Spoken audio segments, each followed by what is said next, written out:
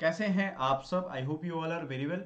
प्यारे दोस्तों, देश दुनिया की जो खबरें होती हैं, जो आपके काम की होती हैं, जिसके बारे में आपको नॉलेज होना ही चाहिए, और इसके बारे में आपकी क्या राय हैं ये भी हमें बताइएगा। काफ़ी बच्चों ने काफ़ी सारे पोस्ट करते रहते हैं वो, और हमें पता भी चलता रहता है। देखिए, आप आरक्षण का मामला जो महाराष्ट्र में एक लीडर है उनकी वजह से कितना ये मामला बढ़ गया है कि वहाँ विधायकों के घर पे आग लगा दी गई है।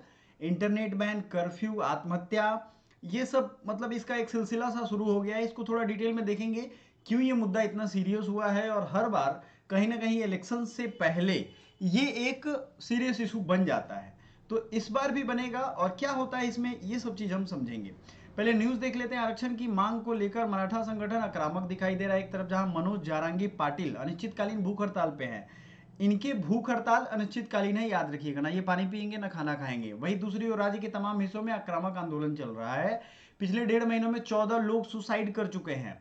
लोगों में गुस्सा बढ़ता जा रहा है। नेताओं के घर और कार्यालयों को निशाना बनाया जा रहा है, आगजनी की गई है, जिसके बाद 39 लोगों को गिरफ्तार भी किया गया। शांति कायम रखने के लिए कर्फ्यू लगाया गया है। अभी तक ढील तो नहीं दी गई है। और महाराष्ट्र के जो सीएम है एकनाथ शिंदे, उन्होंने बुधवार को सर्वदलीय बैठक बुलाई जिसका समाधान निकाला जा सके। वहीं आंदोलन के नेता मनोज जारांगे का कहना है कि वही फैसला नहीं हुआ तो जल भी त्याग देंगे। उन्होंने आक्रामक हो रहे प्रदर्शनकारियों से कहा कि उनका विरोध शांतिपूर्ण ढंग से चल रहा है, अपने आंदोलन को अलग करें। जारांगे ने सरकार को चेतावनी दी है कि अगर उन पर हमला हुआ तो वो फिर उसका परिणाम अच्छा नहीं होगा। कुल मिला के आपको बात समझ में आ गई है।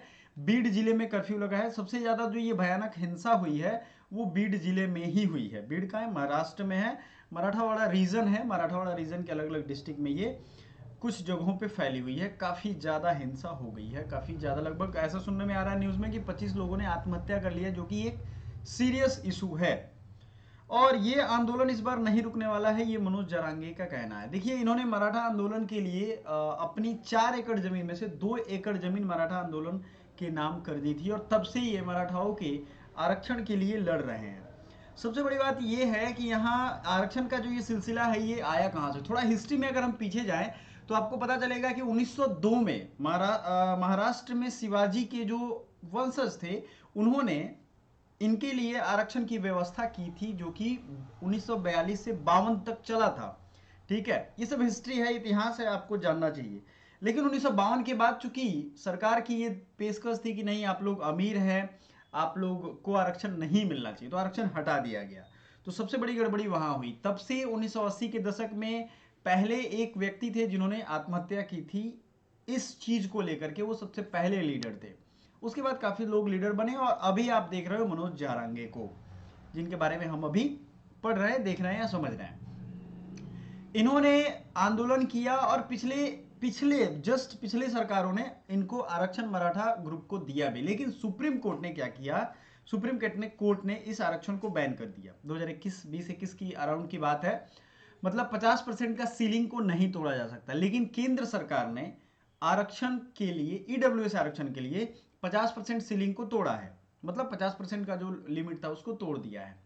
अब एक तरफ आप देखोगे भारत के कुछ राज्यों में जो विपक्षी दलों के राज्य हैं, उनका ये मांग है कि जितनी कास्ट या जितनी भी कम्युनिटी है उसके बेसिस पे आरक्षण दिया जाए।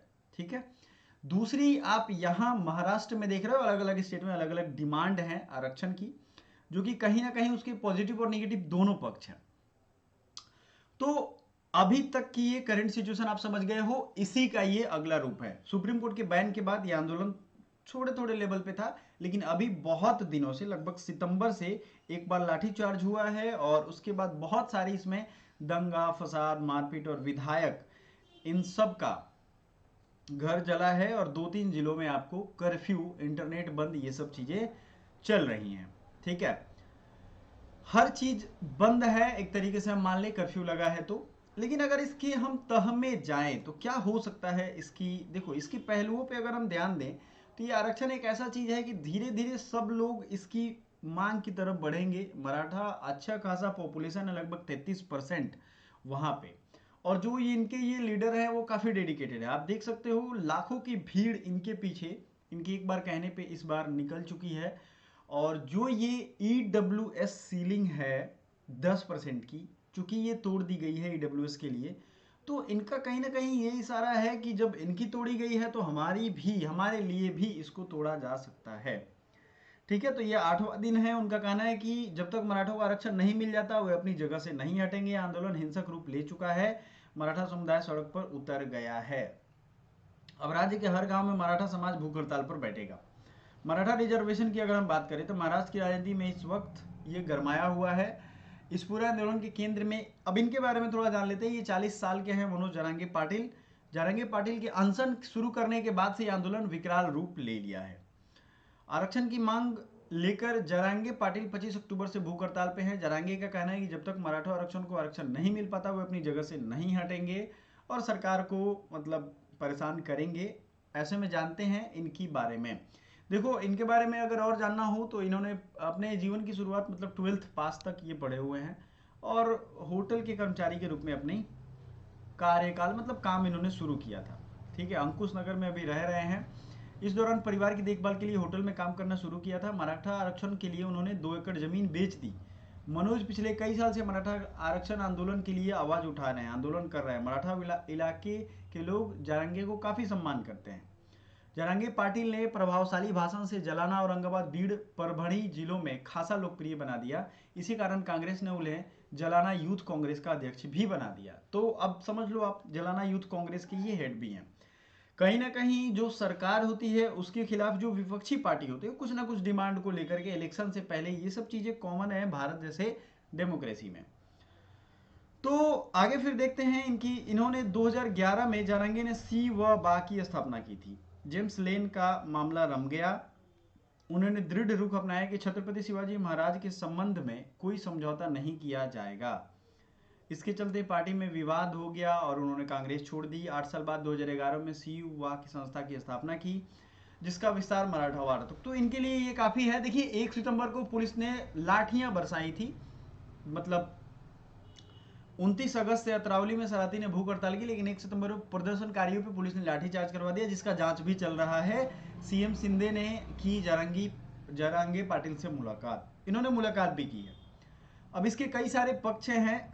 अगर जो करंट की लीडिंग पार्टी है या रूलिंग पार्टी है, ठीक है, उनकी अगर हम बात करें तो उनका कहना है कि ये विपक्ष करवा रही है। ये सब मैटर्स अपार्ट हो जाएंगे। अगर सरकार अभी रिजर्वेशन दे भी देती है तो इस तरीके की रिजर्वेशन की मांग हर एक स्टेट से अलग अलग रूप में निकलेगा, और चूंकि हिंसा का रास्ता या इसके डर से वो लोग चैलेंज करेंगे शासन को, मांग करेंगे, डिमांड करेंगे।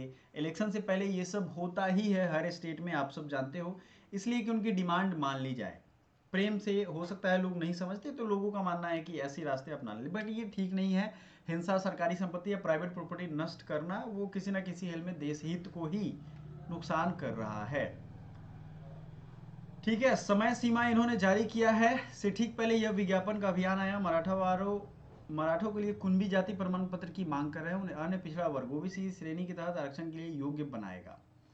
अब देखिए, इसमें कुणबी मराठा जो आरक्षण का पैमाना दिया गया था, इनको कुणबी के तहत दिया गया था। ठीक है, दोनों को आरक्षण था। अगर बात करें तो जरांगे पाटिल ने 24 अक्टूबर को जलाना जिले में एक विशाल रैली में कहा, 24 अक्टूबर के बाद यह या तो मेरा अंतिम संस्कार जुलूस होगा या समुदाय की जीत का जश्न। ठीक है, भूख हड़ताल उसके बाद शुरू हुआ। मुख्यमंत्री एकनाथ शिंदे का आश्वासन के बाद सरकार मराठा कोटा हासिल करने के लिए प्रतिबद्ध है और यह संकट कम हो गया, लेकिन एक और विरोध निकट आने के बाद विकल्प सीमित हो गया। वर्तमान में सरकार की प्राथमिक सहारा आश्वासन ही प्रतीत होता है। मतलब सरकार आश्वासन देगी, इसको बिल लाएगी, और कहीं ना कहीं फिर से अगर कोर्ट के द्वारा इसको चुनौती दे दी गई तो ये एक मैटर उलझ रहा है। और इस तरीके की अलग अलग मांग अगर अलग अलग राज्यों में उठाए जाने लगेंगे तब भी ये दिक्कत की बात है। तो कुल मिला के बात ये है कि ये आरक्षण कि अगर सारे पैमानों पे ध्यान दें तो हमारा देश दुनिया में इकलौता एक ऐसा देश है जिसमें यहाँ के लोग अपने आप को अभी भी पिछड़ा साबित करने में लगे हुए हैं। पिछड़ा साबित करके आरक्षण का फायदा ले लेना है। कहीं ना कहीं इतनी एनर्जी, रिसोर्स, पैसे या बाकी चीजें अगर उनके डेवलपमेंट पे, वो अपने विकास पे लगाते, हो सकता कि बेहतर परिणाम निकलता। तो ये इकलौता देश है जो कि पिछड़ा, राज्यों में भी वही हाल है। राज्य भी चाहते हैं या कुछ कम्युनिटी भी चाहते हैं कि हम अपने आप को पिछड़ा साबित करके आरक्षण ले लें। सरकारी नौकरी और ये मतलब कुछ चीज़ें हैं जिसमें उनको आरक्षण मिल पाए। मेरा ऐसा मानना है कि पढ़ाई में आरक्षण काफ़ी ज़रूरी है, क्योंकि वो आपके मेंटल कैलिबर को कहीं ना कहीं ऊपर उठाएगा। लेकिन हर तरीके से इस तरीके की आरक्षण की आवाज़ उठना ये कहीं ना कहीं देश हित में नहीं है, ये ऐसा मेरा मानना है। आपके जो भी कमेंट्स होंगे ज़रूर हमें बताइएगा। Thank you so much. अभी तक के अपडेट यही है, फिर आगे की जो बात होगी वो हम आप तक पहुंचाएंगे। Thank you so much.